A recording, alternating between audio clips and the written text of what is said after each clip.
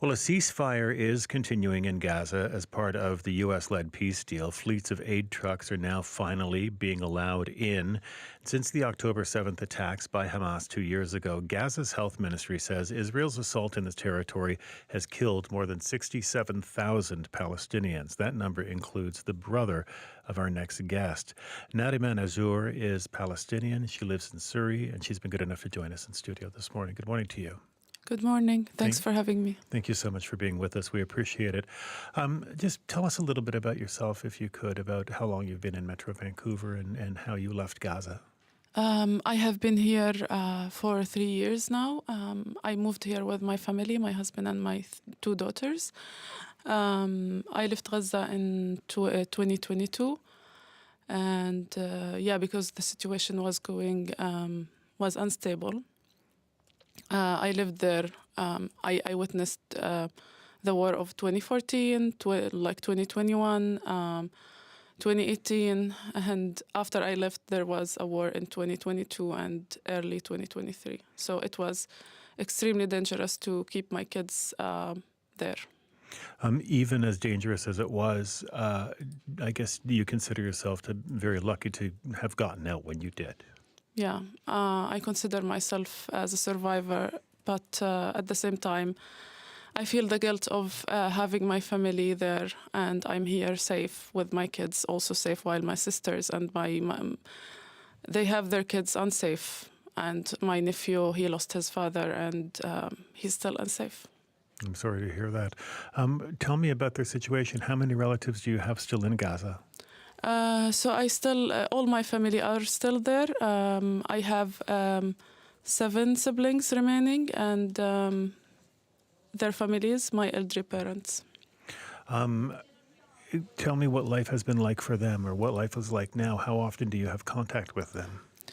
So over the past 2 years, they have been undergoing a genocide, including starvation, losing loved ones, displacement many times, the lack of medical care too. Trying to connect with them more often, but like most of the time, the internet connection is not there because of the destruction in their area. And sometimes even the network, even trying to make an international call doesn't work. And sometimes I need to wait for hours and sometimes days to know that they are alive. And since March, we've seen very strict restrictions on aid getting into Gaza as well. How has that affected them? It was extremely hard for me to see them starving. There wasn't like I was trying to avoid the question more often because I know the situation, how it's hard for them. But many times they've told me that you can go, like, there is no food. It's not that they don't have money.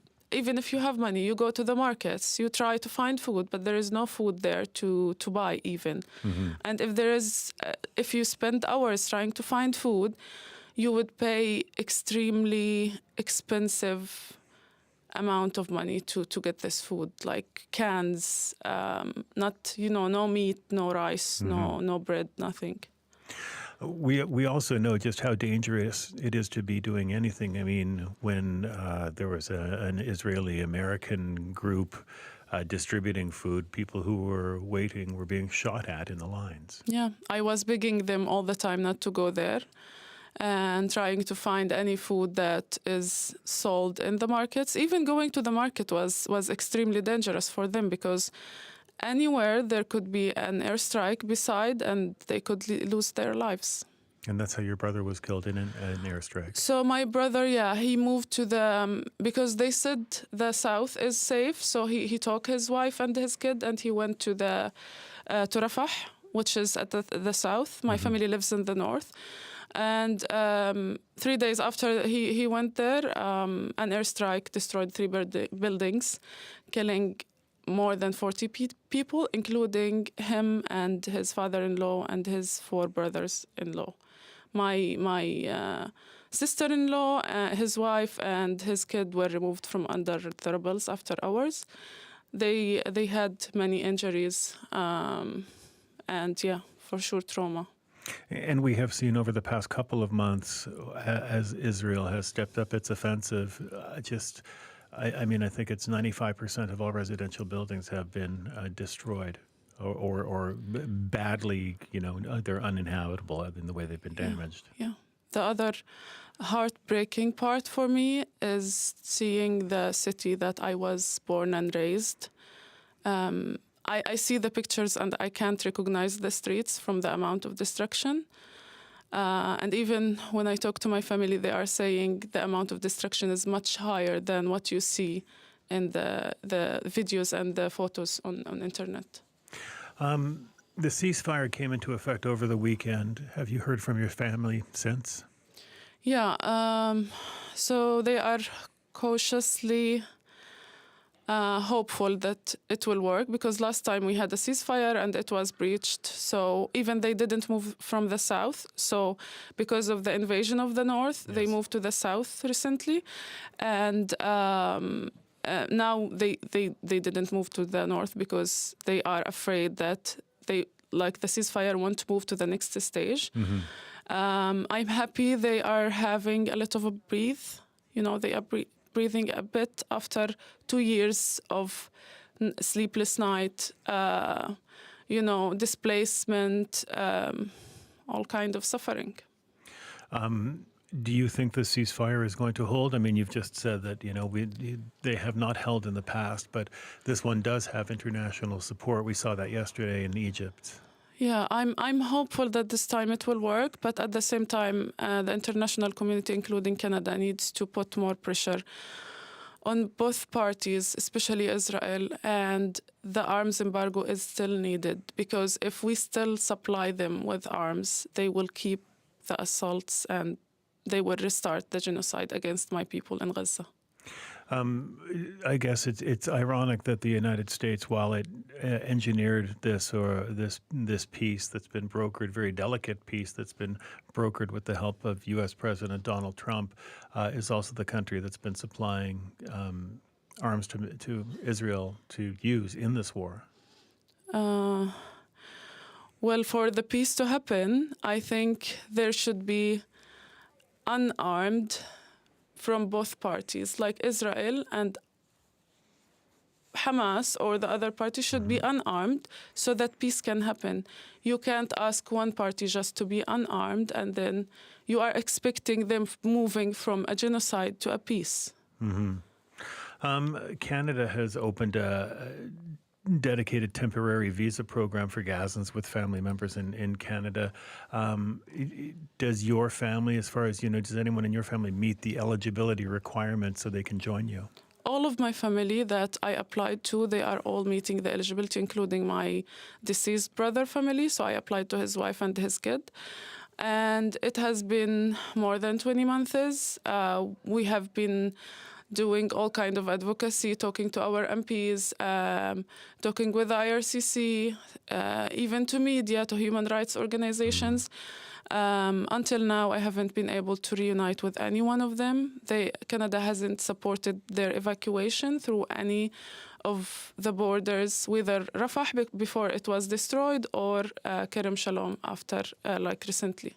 And so then what good is the program? I mean, if they meet the eligibility and if you've been doing, paperwork and waiting for 20 months, is there any hope of them getting here? Well, we hope that now, as if Rafah crossing will open, Canada will make sure that they are evacuated, because we are still afraid, as I mentioned, that the ceasefire would be breached this time, and our families cannot afford one more time to be stuck in Gaza. Gaza is, as you mentioned, is destroyed. There is no universities there, no schools, no medical care. So it's unlivable place. They can't live there. I'm hoping that they could come to safety, and then when Gaza is rebuilt and when it's safe, they can go back to their country. Amnesty International, the UN Commission of Inquiry, many aid agencies and international associations of genocide scholars say that what has happened is a genocide in Gaza. That is how you describe it. Yeah. when that word is used, you get a lot of pushback from Israel, from Israel's allies, from Jewish diaspora here in Canada. What do you think of that pushback? Well, I think it's a genocide, and we have been saying that it's a genocide since the start, since they are asking the people to go to the south, and this is only one part of what the definition of the genocide. Telling the people there is a safe area, and then you are killing them while they are on their way, and you are killing them when they are in the designated safe area. So it's a genocide, and killing high numbers of people in one airstrike. Mm-hmm. And you know that this house has civilians. They have the highest technology in the world. They are able to know who lives in this house before doing the airstrikes. You lived in Gaza before all of this destruction was wrought. What are your memories of living there? Well, Gaza is a beautiful city. I hate that all the photos that are coming now is destruction. But what I remember from Gaza is the most beautiful beach in the world. Having, the cafeterias on the beach. Having coffee there with my family and my friends this is how I remember Gaza. Almost some kind of normal life. Yeah, normal life. Very generous people. No one could sleep in the street. You wouldn't see anyone, begging the people for food. They would just take him and feed him. Mm-hmm. Just a nice community and, close to each other. Many good relations. Many good places too, like restaurants, hotels, cafeterias, despite the siege. Right. Nariman, it's very good to meet you, and please keep us updated, if you would, on your family and the applications that you've been putting in on their behalf. Okay. We would very much appreciate that. Thank you. Thank you for having me. Thank you for taking the time. We appreciate it. Thank you. That is Nariman Ajjur, who is a Gazan Canadian living here in Vancouver.